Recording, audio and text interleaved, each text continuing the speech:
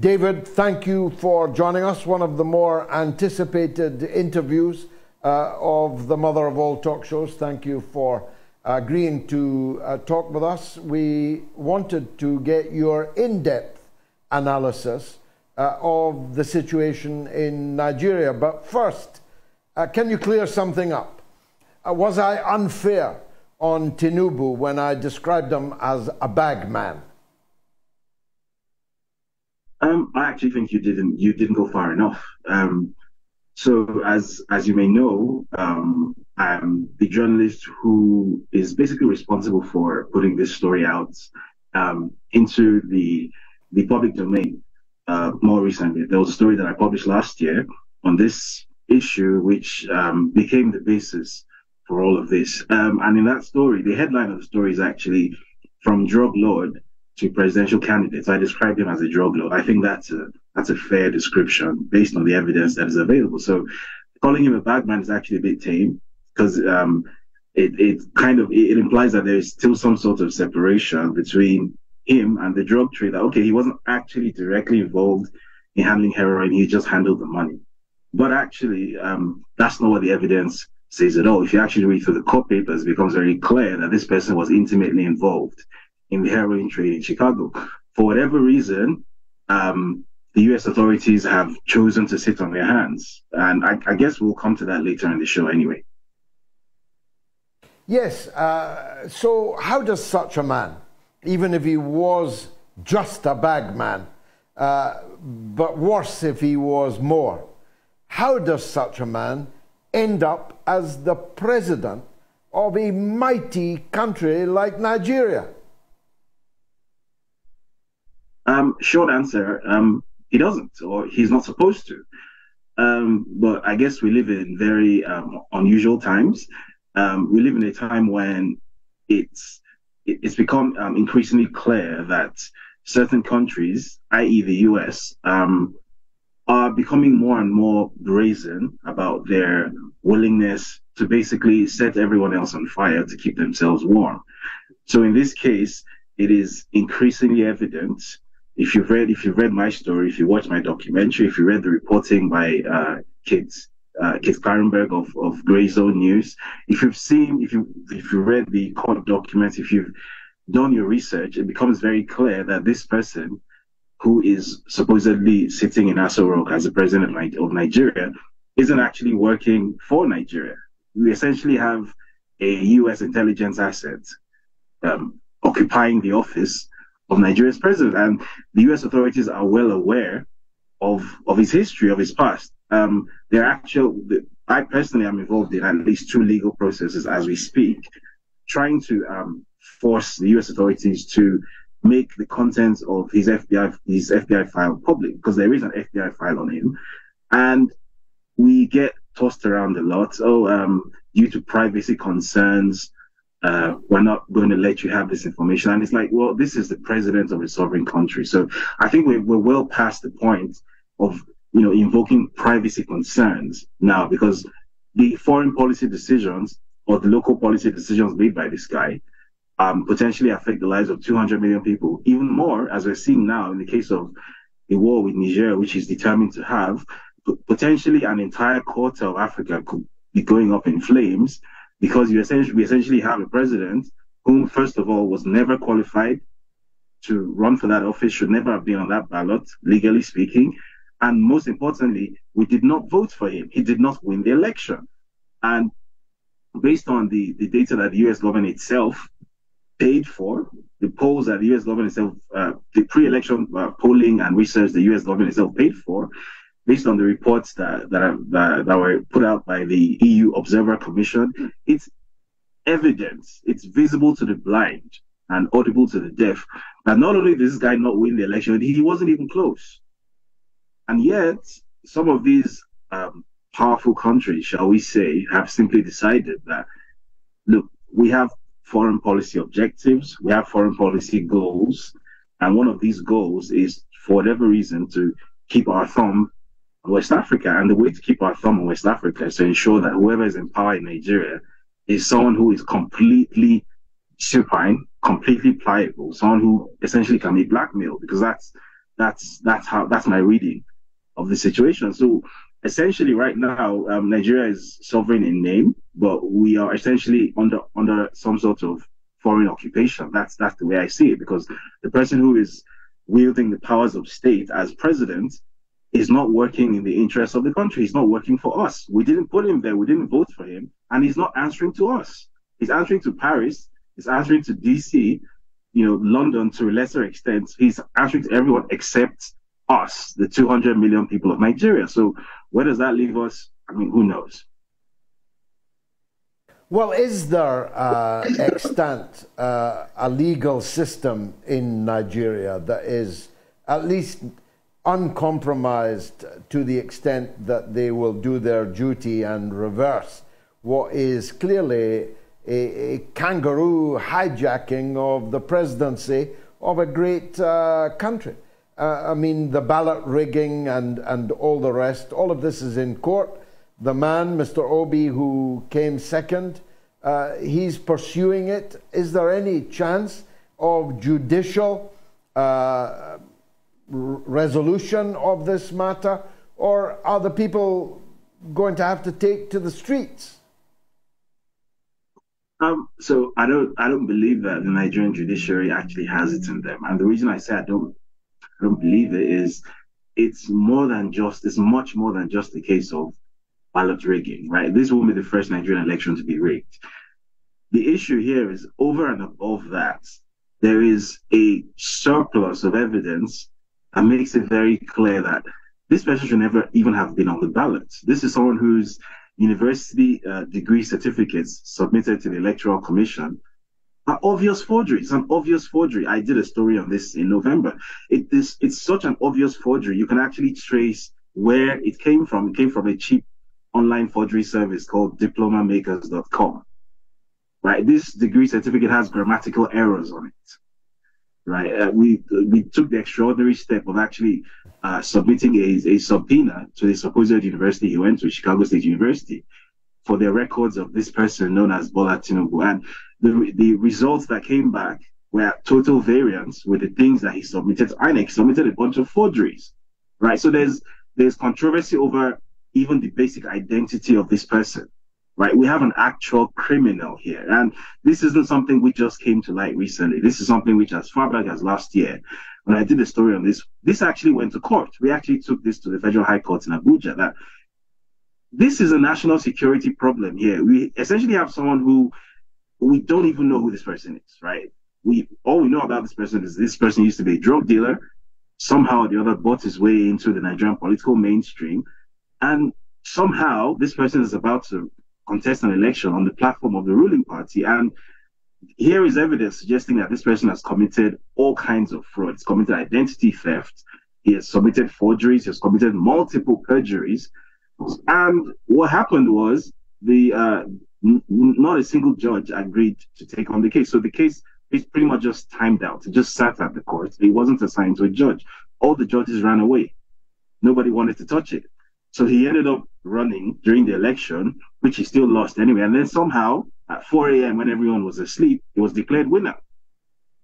So now it's so I don't believe that the Nigerian judiciary has many of our American audience will be familiar with that phenomenon. Indeed, I'm familiar with it myself in English elections in which I had an interest. The 4 a.m.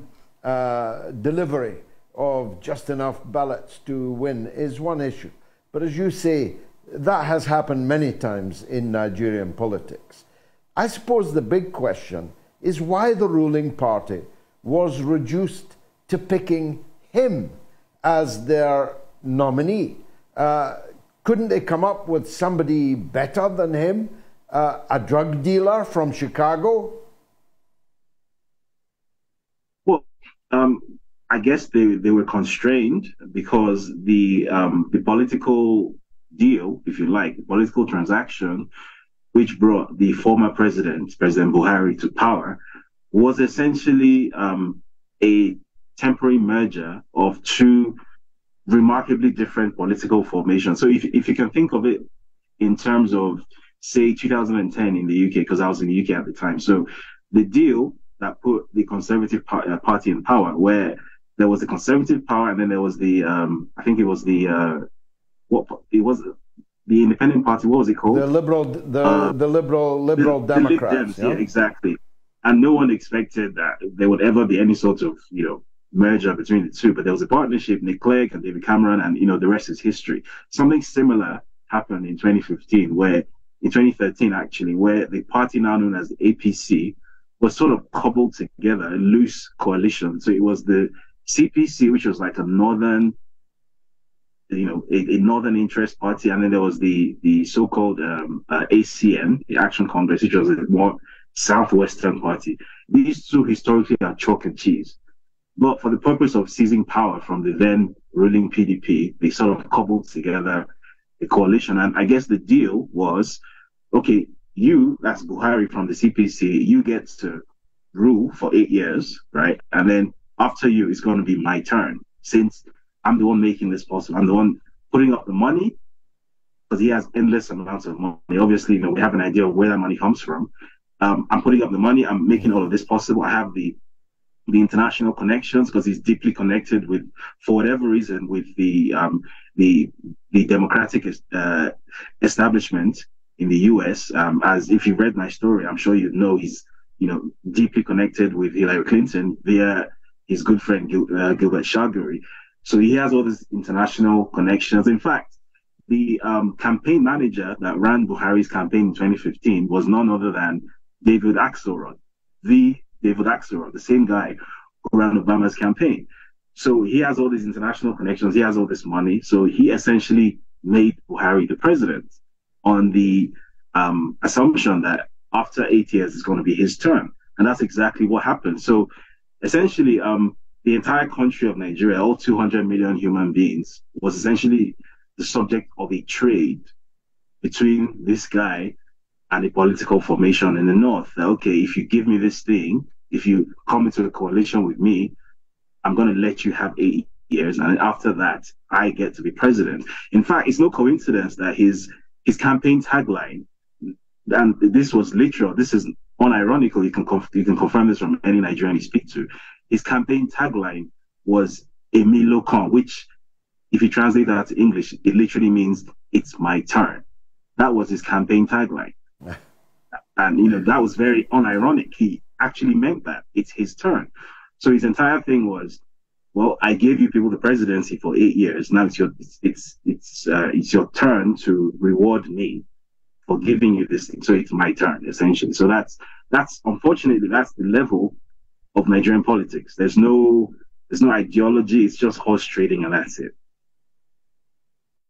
Well, that might have succeeded if this new Niger crisis had not erupted, because, quite frankly, if he confines his criminality to robbing the people of Nigeria, that's just a matter for the people of Nigeria. But if he's about to plunge the whole of West Africa into the quagmire, into a forest fire that will burn, that becomes an international matter of some importance. Now, why has he chosen to be the spearhead of the obvious French and US attempt to intervene in Niger, even if it means all-out war with Niger, Burkina Faso, with Mali,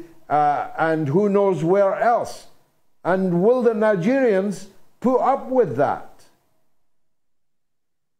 So, two reasons. First of all, internal reasons. Under the Nigerian constitution, if the country is in a state of war, then the president or the head of state essentially becomes a king. Essentially, it becomes impossible to remove the head of state. So there's as you mentioned, there's a legal process in courts. Even though I don't really have faith in the Nigerian judiciary to do the obvious thing, which is to disqualify him, because he clearly should never have been on the ballot. This person is a criminal, but there is still a chance that something could happen there. So this could be a method of sort of ensuring that that base is covered, that, regardless of whatever decision is arrived at by the courts, that just by virtue of being in a state of war, he becomes essentially unremovable, which is permitted by the Nigerian constitution. The second thing is, it's clear to anyone who has I think a functioning pair of eyes that the French and the Americans are, for lack of a better term, blackmailing him. Because clearly he's not really in control here. If you followed the situation from day one, it's been clear that the decisions that he has made are not the decisions of someone who has actually thought this through. These are the decisions of a puppet who has someone's mouth in his ear and someone's hand up his arse, pardon my French. So, for example, 2 weeks ago, when this crisis initially erupted, under Nigerian law, a president is not permitted to deploy the Nigerian military outside of Nigeria without approval from the Senate, from the parliament. It's not permitted. But he tried to circumvent that. He illegally deployed Nigerian special forces into Niger. And certain people within the Nigerian military actually were not on board with this at all. And they took an unprecedented step, right? They actually leaked a top secret document from the defense headquarters to me, right? Bear in mind that I'm viewed very much as a journalist who is almost like an enemy of state in Nigeria. So for the Nigerian military to actually leak such a document to me, I think that tells you everything you need to know about, how this war is viewed even within the ranks of the Nigerian military. So after this document was leaked and I put it out, I was accused of, treason, you're betraying soldiers' locations, you should be picked up, blah, blah, blah, blah, blah. But it achieved, that leak achieved its goal. It actually stopped that illegal invasion. And then he went to the Senate to ask for approval. The Senate turned him down. So now the tactic that has been adopted is to go hide behind ECOWAS and claim that, well, ECOWAS has approved the deployment of this thing called a standby force, right? First of all, who is ECOWAS? ECOWAS is Nigeria, right?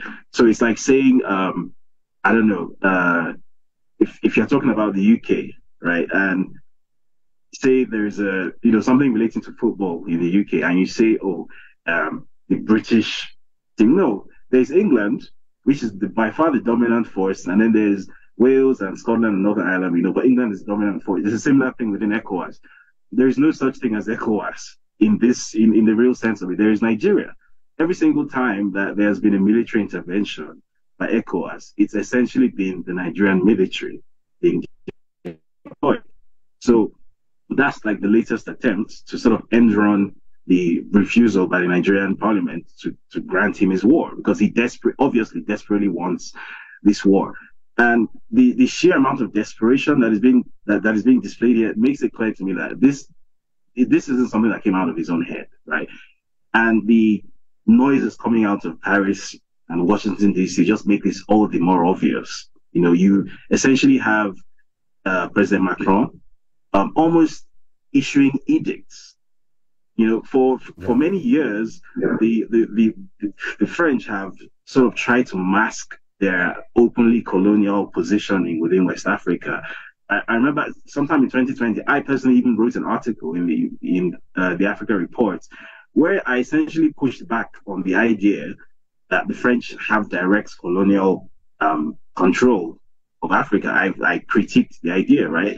Because, based on the understanding that I have there, look, the France of Charles de Gaulle and the France of today are, remarkably different countries, and it no longer sort of captures the French public imagination to have Africa under its thumb or anything. So for many years, that's the image that France has tried to curate in Africa. But this time around, it's shed all pretense. It's, as I said, visible to the blind and audible to the deaf.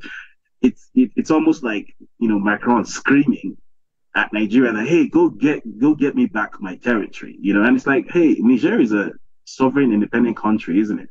Or it's supposed to be a sovereign independent country, isn't it? Why is there this much, angst?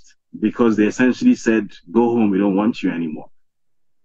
So it's clear that there are outside forces that are not just involved here, but that are actually in control, actually in the driving seat, which puts us Nigerians in a uniquely dangerous situation because, as you correctly stated, such a war wouldn't just be a problem within, Niger and Nigeria. The entire West African sub-region is going to go up in flames.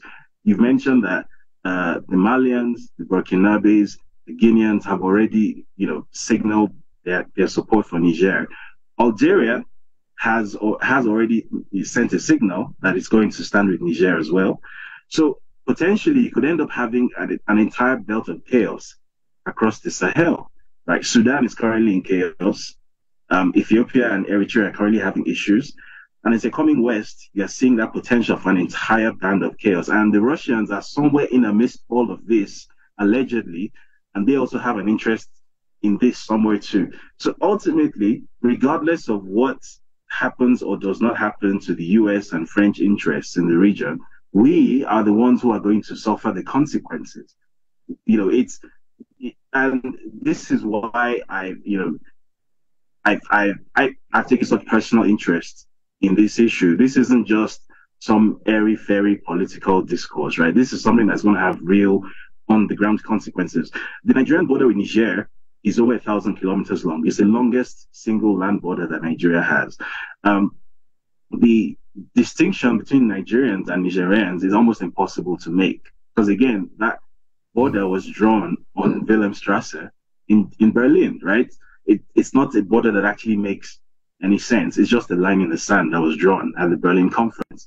It's the same people on both sides of the border. And for the most part, it's not even a demarcated border. So if you're going to go to war with a country that you cannot functionally demarcate yourself from, how does that even work in the first place? So ultimately, it's going to devolve into some form of ethnic genocide. But that's almost nailed on, guaranteed to happen. And once that starts to happen, the last remaining band of stability in West Africa is going to go. And then you're going to have essentially the entire top half of Africa, going from Libya all the way down to the Central African Republic. The entire top half of Africa is going to be one contiguous band of absolute mayhem, right? And that's close to 400 million people whose lives are going to be thrown into utter chaos. And why? Because the US has a drone base in Agadez, or France wants to keep on mining uranium in Niger. Is that worth 400 million lives? I don't think it is, which is why we're having conversations like this, because clearly we're not at the point where the independence or the sovereignty that we probably thought we had, it's clear that we don't have. So maybe, I don't know, we're living through the 1960s all over again. So maybe there needs to be another Pan-African liberation movement. I don't know. But clearly that's the situation we found ourselves in now. We're literally being ruled by a vassal, by an illegitimate vassal who does not answer to us. A vassal who's a bagman, and maybe even worse than that. This is peerless analysis.